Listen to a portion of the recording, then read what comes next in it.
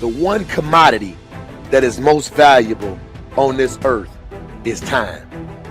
Time to love, time to live. From the moment the human body is born, it begins dying. I can live with no responsibility whatsoever. The price I pay is that nothing matters. Or I can reverse it and everything matters. But I have to take the responsibility that's associated with that. And so if your life isn't everything it could be, you could ask yourself, well, what would happen if you just stopped wasting the opportunities that are in front of you? What is death? Is it the end? Or is it the beginning? And what is life? What is this thing we call life? What makes life so unique and so beautiful? It is beautiful because whatever you have that you may be facing, what you may be dealing with, life is still good. You are living and achieving your dreams. Find time to better yourself, read, explore, research, live life, do things you've never thought of doing before. That's what it's all about. It might not be fun, it might not be easy, but it is profitable. It does give you results. Think about all of the great people that we admire in our society and the things that they must have had to go through in order to make it look effortless. And one day you're gonna be great, but you think you got time. You think you got time, AET 3 years from now, 5 years from now. I'm telling you, you deserve to be great now. And not only do you deserve to be great, there's some people in your life. You must be yourself if you want to experience your true purpose in life. If you're different, be different. Be different and do it with pride. If someone doesn't like it, if many people don't like it, who cares? Your life would feel better and richer if you had a goal, you chased that goal, you accomplished some things, and you would get this boost of confidence, you'd get this boost of self-esteem, like whatever it is that you're going to do. Learn from what you've just done, move forward. Learn from what you've just done, move forward. Repeat, repeat, repeat, all the way forward until one day you're going to get to the end of that tunnel and you're going to see the light. You need to take massive action. And if that doesn't work, try something else. If that doesn't work, try something else. Keep going with massive action and you will find the way because it will give you momentum. The time is now. The time is now to express and for people to believe in themselves. The time is now for it to be okay to be great. Listen to me, if you work for it, if you're willing to put in that sweat, that blood, and those tears, baby, I'm telling you, you can have what you want, be what you want, do what you want. Are you hearing me? And start now. Start believing, start dreaming, and create the life and the person that you really want to see. I think it's good to remember that if we just go along with the crowd, we won't wind up with much more than the wish that we could do it all over again, and as far as we know, you can't. If we want to amount to anything as individuals, we need individual goals, individual thinking, individual actions, and we must never conform to the big group. We must love them, we must help them, we must serve them, because our whole success will depend on our ability to do these things. But never lose our own individuality and our identity by permitting ourselves to become submerged in what has historically proved itself to be little more than a suffocating sea of indirection and purposelessness. If we want to emulate someone, fine, but let's be choosy in whose steps we follow. It's the only life we've got. And remember to think. Imagination is everything, and we can become what we can imagine. If you find yourself getting depressed and down at the mouth, as we all get once in a while, you might want to remember this quotation by Dean Briggs. He said, "Do your work. Not just your work and no more, but a little more for the lavishing's sake. That little more which is worth all the rest. And if you suffer as you must, and if you doubt as you must, do your work. Put your heart into it, and the sky will clear.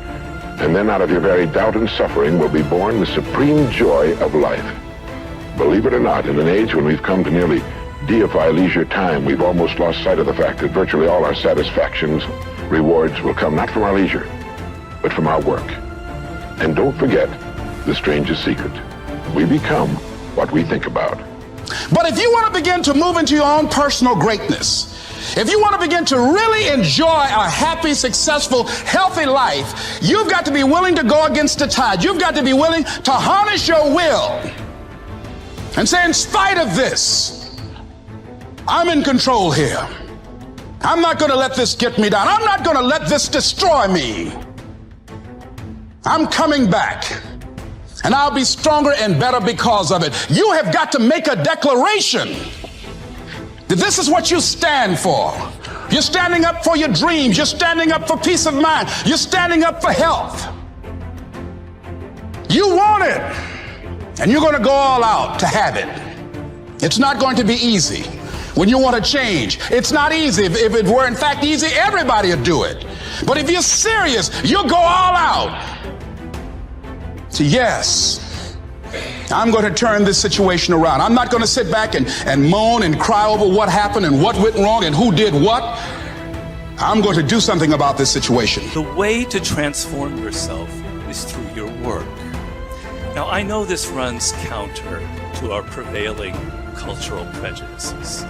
Work is too ugly, too boring, too vain. Self-transformation, we think, comes through a spiritual journey. Therapy, a guru who tells us what to do, intense group experiences and social experiences, and drugs. But most of these are ways of running away from ourselves and relieving our chronic boredom. They're not connected to process, and so any changes that occur don't last. Instead, through our work, we can actually connect to who we are instead of running away. And by entering that slow, organic process, we can actually change ourselves from the inside out in a way that's very real and very lasting. This process involves a journey of self-discovery that can be seen as quite spiritual, if you like. And in the end of this process, we contribute something unique and meaningful to our culture through our work, which is hardly ugly, boring, or vain. This intense focus on one goal is not easy, but it is all important. 𝗛𝘀𝗵𝘁𝗴𝘀 wrote, "The giants of the race have been men and women of concentration who've struck sledgehammer blows in one place until they have accomplished their purpose. The successful men and women of today are those of one over, mastering idea, one unwavering aim, men and women of single and intense purpose." Marden also said that every great man has become great. Every successful man has succeeded in proportion as he has confined his powers to one particular channel. Single-minded concentration in the direction of your dreams will intensify your desires and increase your emotional drive toward your goal. This intensity of concentration will activate the law of attraction and begin to attract people and opportunities into your life to help you to achieve your goal. The more you think about your goal, the more it will come to dominate and direct your life. The more you think about it, the more rapidly you will move toward it, and it will move toward you. Great men and women are those who absolutely believe that they are put on this earth to do something wonderful with their lives. They have a vision of something greater or better than their current circumstances. Personal greatness means having a sense of destiny and a conviction that your thoughts and your imagination are the only real limits to your possibilities. William James said, compared to what we ought to be, we are only half awake. We are making use of only a small part of our physical and mental resources. Stating the thing broadly, the human individual thus lives far within his limits. He possesses powers of various sorts which he habitually fails to use. The founder of Success magazine, 𝗛𝘀𝗵𝘁𝗴𝘀 once said, "There are powers inside of you, which if you could discover and use, would make of you everything you ever dreamed or imagined you could become." In a 5-year study of leaders reported on in his book, Leaders, Warren Bennis discovered that each of them consciously avoided the comfort zone by continuously setting higher goals. They never allowed themselves to become complacent. They lived their lives fully extended, always striving to be and do more. To develop unshakable self-confidence, you need to see yourself and think of yourself as a leader, and to do what leaders do. You need to stretch yourself toward the outermost boundaries of your potential. You need to set goals that draw out of you the very best that is in you. You need to work toward objectives that cause you to feel a sense of mastery and peak performance.